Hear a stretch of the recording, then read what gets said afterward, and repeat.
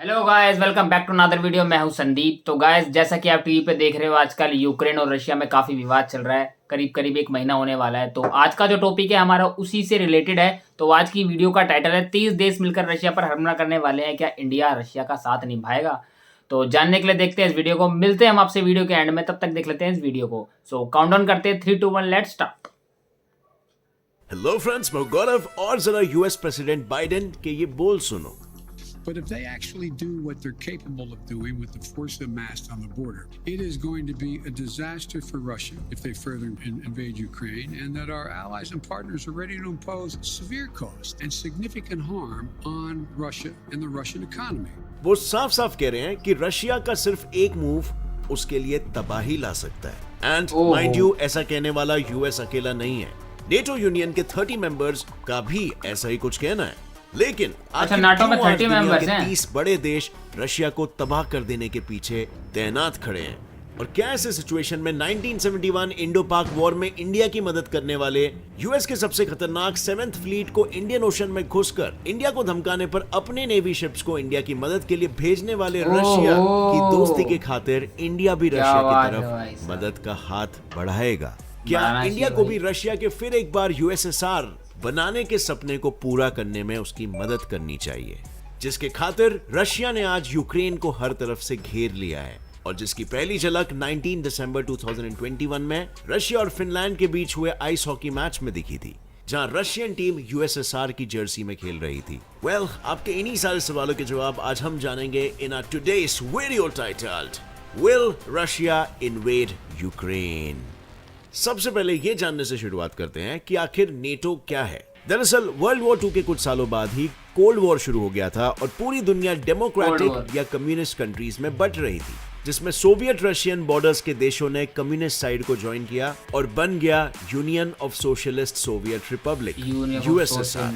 वहीं दूसरी ओर ज्यादा से ज्यादा देशों को अपनी तरफ करने की कोशिश में अप्रैल 4, 1949 में यूएस और उसके एलाइज ने नेटो यानी कि नॉर्थ अटलांटिक ट्रीटी ऑर्गेनाइजेशन की स्थापना की, ताकि यूएसएसआर बचे हुए European countries like West Germany, Austria, Yugoslavia और स्विट्जरलैंड को अपने तरफ ना ले पाए और फ्यूचर मिलिट्री एग्रेशन से बच पाए। लेकिन इसी दौरान वो हुआ जो शायद किसी ने नहीं सोचा था। 1991 में यूएसएसआर कई अलग अलग इंडिपेंडेंट देशों में बढ़ गया। इनमें current eastern European countries like Romania, Bulgaria, Poland, Ukraine etcetera मौजूद थे और इन ईस्टर्न यूरोपियन कंट्रीज ने धीरे धीरे नेटो ज्वाइन करना शुरू कर दिया, एक्सेप्ट नेटो ज्वाइन कर ले। और आज नेटो में 28 European countries, 2 north American countries और एक यूरेशियन कंट्री है, जिन्हें नेटो ट्रीटी के तहत शेयर्ड मिलिट्री और इकोनॉमिक रिसोर्सेज से हेल्प करता है, जिसका सबसे अहम उद्देश्य है ईस्टर्न यूरोप में रशिया के जियोपॉलिटिकल इन्फ्लुएंस को कंट्रोल में रखना। और इस बात से रशिया बिल्कुल असहमत है, क्योंकि ईई में नेटो के प्रेजेंस को रशिया खुद पर एक सिक्योरिटी थ्रेट मानता है। पर अब ये सवाल खड़ा होता है कि आखिर नेटो के मेंबर्स ने रशिया को इतनी कड़ी चेतावनी क्यों दी है? इट्स ऑल बिकॉज रशिया ने दिसंबर 2021 से यूक्रेन के बॉर्डर्स पर भयानक मिलिट्री बिल्डअप करना शुरू कर दिया है, जिससे आज वहां 1,30,000 से भी ज्यादा रशियन ट्रूप्स, टैंक्स, एयरक्राफ्ट्स, 1,30,000 से ज्यादा भाई डेरा जमा कर बैठे हैं। और इसे देखकर नेटो का पहला असेसमेंट रहा इन्वेजन ऑफ यूक्रेन, यानी यूक्रेन की तबाही, क्योंकि नेटो का मानना है कि रशिया मिड फरवरी 2022 तक फुल स्केल इन्वेजन के लिए तैयार हो जाएगा, जिसके मिलिट्री बिल्डअप ने आज यूक्रेन को 3 दिशाओं से घेर लिया है। और जैसे भाई यूक्रेन को रशिया ने, उन्हें देखकर तो यही लग रहा है यूक्रेन पर रशिया का इन्वेजन एक असली संभावना बन चुकी है। बट वो करेगा या नहीं?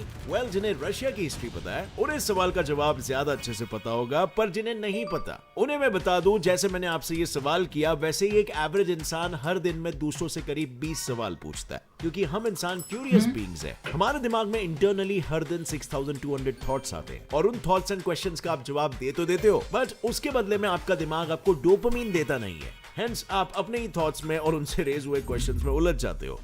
जब सवाल पूछने का या आंसर पता होने का कोई रिवॉर्ड नहीं मिलता, तो क्यूरियोसिटी ऐसे ही मर जाती है और आप नॉलेज नहीं गेन कर पाते हो। और इसी क्यूरियोसिटी को रिवॉर्ड करने के लिए आया है प्रोबो ऐप। जहां आप अपनी नॉलेज साबित कर सकते हो और मनी अर्न कर सकते हो, क्योंकि यहाँ पर will Akhilesh Yadav win from Karhal this upcoming UP elections, Akhilesh Hanuma Yadav? Vihari to go sold in IPL mega auction 2022 और will jersey official release date to be announced by February and जैसे क्वेश्चंस के बारे में आपको बस अपनी नॉलेज से ओपिनियन चूज करना है और प्राइस और क्वांटिटी सिलेक्ट करनी है और फिर क्वेश्चन के गिवन टाइम में एक्सपायर होते ही आपके आंसर के अनुसार जीते हुए पैसे आपके अकाउंट में पहुंच जाएंगे। यानी जैसे कि मैंने कहा, आपकी अर्निंग तो होगी पर नॉलेज का भी मल्टीप्लिकेशन होगा। उन्हीं क्वेश्चंस को आंसर करना जिसमें आपका नॉलेज है। इसके साथ आप अपनी करंट नॉलेज, यहाँ से पूछे गए करंट अफेयर्स और इस ऐप पर मौजूद 10 लाख प्लस यूजर्स की ओपिनियन जानकर बढ़ा सकते हो। यानी पैसा और 10 लाख नॉलेज दोनों वो भी plus डोपामिन के डोज के साथ। तो देर किस बात की है, ऐप को डाउनलोड करके रजिस्टर करो और आज से ही नॉलेज एंड मनी अर्न करना स्टार्ट कर दो। जैसे रशिया ने यूक्रेन को अपना बनाने की शुरुआत कर दी है, लेकिन रशिया ऐसा क्यों कर रहा है? वेल, इसका जवाब देने से पहले क्यों आपको कर रहा है, जानना ये समझ में जरूरी नहीं है आ कि रहा। रशिया ने 2014 में सदर्न यूक्रेन के क्रिमियन पेनिनसुला पर कब्जा जमाकर पहले भी ये किया था और यही अच्छा। रशिया के ईस्टर्न यूक्रेन में प्रो रशियन सेपरेटिस्ट को वेपन्स और फंड सप्लाई करने की शुरुआत थी, जिसने आज भी ईस्टर्न यूक्रेन और रशिया के बीच एक आर्म्ड कॉन्फ्लिक्ट बनाकर रखा है और अब तक इस लड़ाई में करीब 14,000 लोगों की जानें भी जा चुकी है। और इसीलिए 2014 के बाद से ही यूक्रेन की नई गवर्नमेंट रशिया और उसकी पॉलिटिकल और इकोनॉमिक इन्फ्लुएंस से बाहर निकलने के लिए यूरोपियन यूनियन और नेटो के करीब होने लगी। अच्छा। ऐसे में यूएस का यूक्रेन को भर भर के मिलिट्री एड भेजना और बदले में यूक्रेन का ये अनाउंस करना कि वो यूरोपियन यूनियन और नेटो दोनों को ज्वाइन करना चाहते हैं, रशिया को हजम नहीं हुआ। अच्छा, But रशिया को ये हजम नहीं हो रहा कि ये रशियन नाटो ज्वाइन क्यों कर रहा है? यही कारण है। नहीं, क्योंकि इसकी एक वजह रशिया और यूक्रेन की कल्चरल और हिस्टोरिकल टाइज की गहराई भी है। अब दरअसल रशिया का नाम कीवन रूस से आता है। ये 9th सेंचुरी सी का एक ईस्टर्न यूरोपियन राज्य था जिसका कैपिटल सिटी था कीव, वही जो आज यूक्रेन देश का कैपिटल है। और वही रशिया इसी कीवन रूस के रूस से आता है और इसीलिए हिंदी में आज भी हम रशिया को रूस ही बुलाते हैं। और मिड 1550 से लेकर 1970 तक दुनिया के सबसे बड़े लैंड एम्पायर रशिया में यूक्रेन को 1700s में शामिल होने का मौका मिला। अब हालांकि यूक्रेनियंस और रशियंस की भाषा अलग है, पर सालों से एक दूसरे का हिस्सा रहने के बाद इनके कल्चर्स आपस में मिलजुल गए। लेकिन 1917 जैसे में इंडिया और वर्ल्ड वॉर पाकिस्तान 1 का के कल्चर दौरान सेम है, रशियन उसी एम्पायर तरीके के से। खत्म होने के साथ ही बोल्शेविक रेवोल्यूशनरीज रशियन मोनार्की को हटाकर खुद पावर में आ गए और उसके बाद 1917 और 1922 के बीच रशियन सिविल वॉर होने से पहले कम्युनिस्ट रशिया की जीत और 1922 में सोवियत रशिया का जन्म हुआ। साथ ही यूक्रेनियन सोशलिस्ट सोवियत रिपब्लिक की भी स्थापना की गई, जो यूक्रेनियन रिपब्लिक 1991 तक यूएसएसआर का हिस्सा बना रहा। लेकिन 1991 में यूएसएसआर के टूटने के बावजूद कई 100 सालों का इतिहास और उस दौरान बनाए गए पॉलिटिकल और कल्चरल रिलेशंस रातों रात गायब नहीं हुए। और इसका सबसे बड़ा एग्जाम्पल तो खुद यूएसएसआर के उस जमाने का लीडर मिखाइल गोर्बाचेव है, जिनकी मां यूक्रेनियन और पिता रशियन थे, जिसके चलते अच्छा। वो यूक्रेनियन संगीत सुनकर बड़े हुए थे। और शायद यही सब वजह है कि रशिया के प्रेसिडेंट पुतिन को ये कहना पड़ा कि 1991 का वो बंटवारा सिर्फ रशिया का बंटवारा नहीं था, पर उस बंटवारे ने रशिया के हिस्ट्री को चकनाचूर करके रख दिया, जिससे अच्छा। रशिया ने हजारों साल से एक रहे टेरिटरीज में 40% टेरिटरीज को खो दिया। यही नहीं, बातों ही बातों में 2005 में प्रेसिडेंट ने यह तक कह दिया कि सोवियत यूनियन का बंटवारा उनके लिए 20th सेंचुरी की सबसे बड़ी जियोपॉलिटिकल तबाही थी। पर प्रेसिडेंट पुतिन के ऐसा कहने के पीछे और भी वजह थी, जो उनके मुताबिक उनके दिए गए स्टेटमेंट को पूरी तरह जस्टिफाई करती है। जैसे यूएस लेड नेटो मेंबरशिप से ईस्टर्न यूरोपियन कंट्रीज को यूएस का मिलिट्री एड, डेमोक्रेटिक वैल्यूज और western form of government aid offer करना, और ईस्टर्न यूरोपियन कंट्रीज का नेटो या फिर यूरोपियन यूनियन को ज्वाइन करना।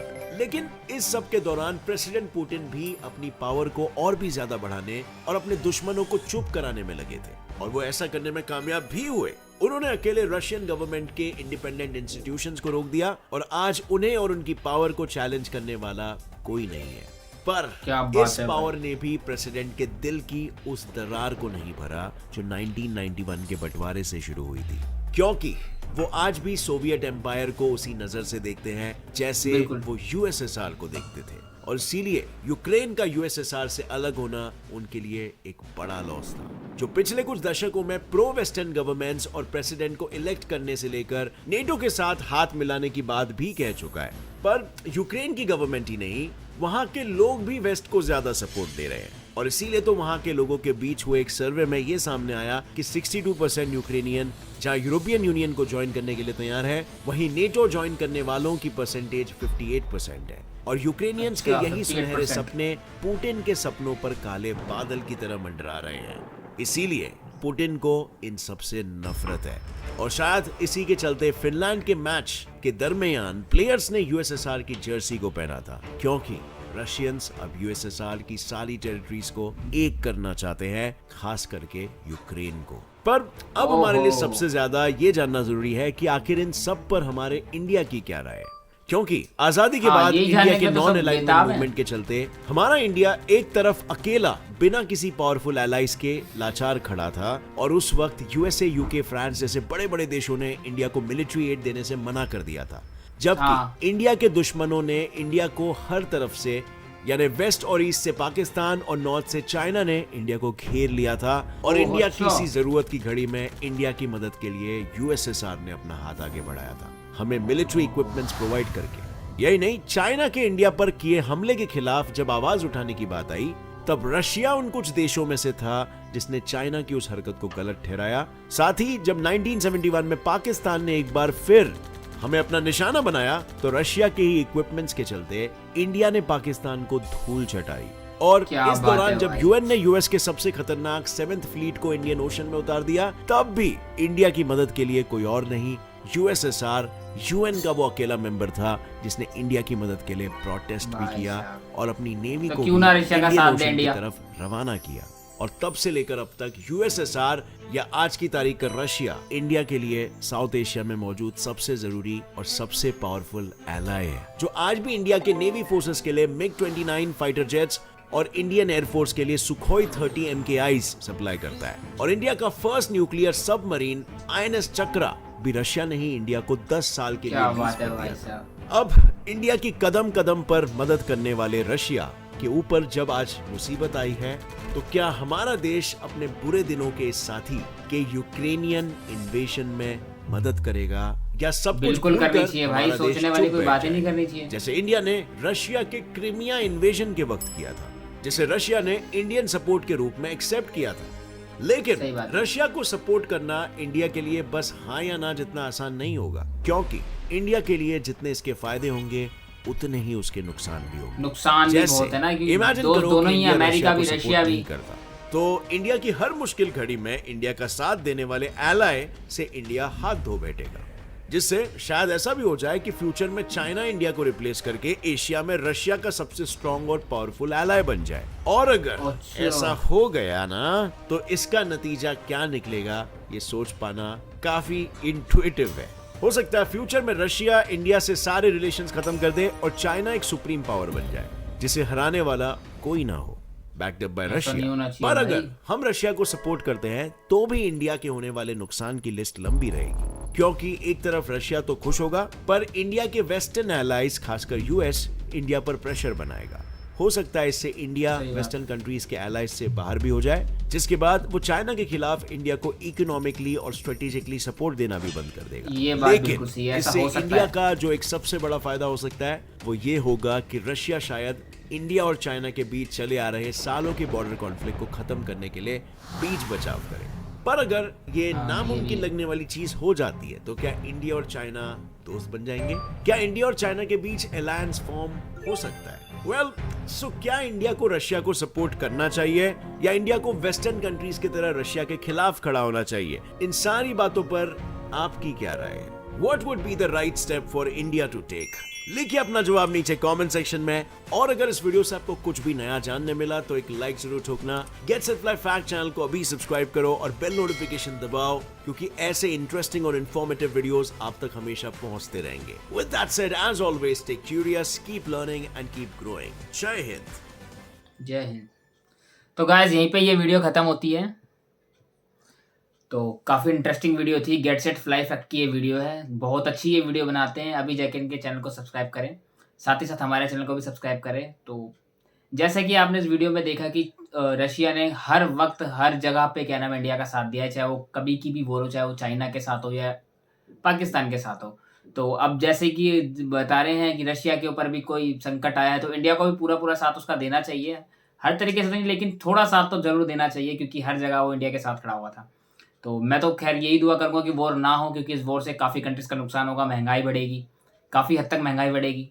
तो मिलते हैं हम आपसे अगली वीडियो में। वीडियो अच्छी लगी तो वीडियो को लाइक और चैनल को सब्सक्राइब जरूर करें, बेल आइकन को जरूर प्रेस करें ताकि आगे आने वाली वीडियो आपको टाइम से मिलती रहे। तो मिलते हैं आपसे अगली वीडियो में, तब तक के लिए गुड बाय, टेक केयर।